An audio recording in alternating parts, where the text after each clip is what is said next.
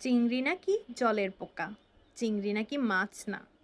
চিংড়ি হোক মাছ না হোক পোকা, মেনুতে খেতে বসলে সেই মেগাস্টার। আজকে রান্না হবে চিংড়ি মাছের মালাইকারি। কি শুনেই জিভে জল চলে এলো। প্রথমে মাছগুলোকে ভালো করে ধুয়ে হলুদ গুঁড়ো, লবণ, রসুন বাটা, পেঁয়াজ বাটা, আদা বাটা, কাঁচামরিচ বাটা, জিরা গুঁড়ো আর নারকেল বাটা দিয়ে ভালো করে ম্যারিনেট করে নিলাম।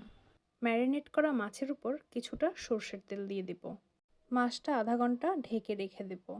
মাখানো মাছগুলোকে কি সুন্দর লাগছে। এরপর প্যানে সয়াবিন তেল দিয়ে দিব।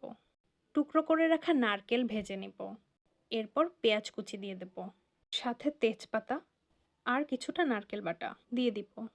এগুলোকে ভালো করে নেড়ে এর উপরে ম্যারিনেট করা মাছগুলোকে দিয়ে দিব। কিছু সময় নাড়াচাড়া দিতে হবে। এই যে জলের পোকা, মাছের সাথে পাল্লা দিলে স্বাদে উল্লেখযোগ্য ভূমিকা তার।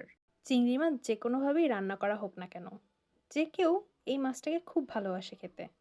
আমিও তার ব্যতিক্রম নই, আমিও খুব ভালোবাসি খেতে। কিছুটা কষানো হয়ে গেলে নারকেলের দুধ দিয়ে দিতে হবে। এরপর পরিমাণ মতো জল দিতে হবে। আমাদের রান্না প্রায় শেষের দিকে।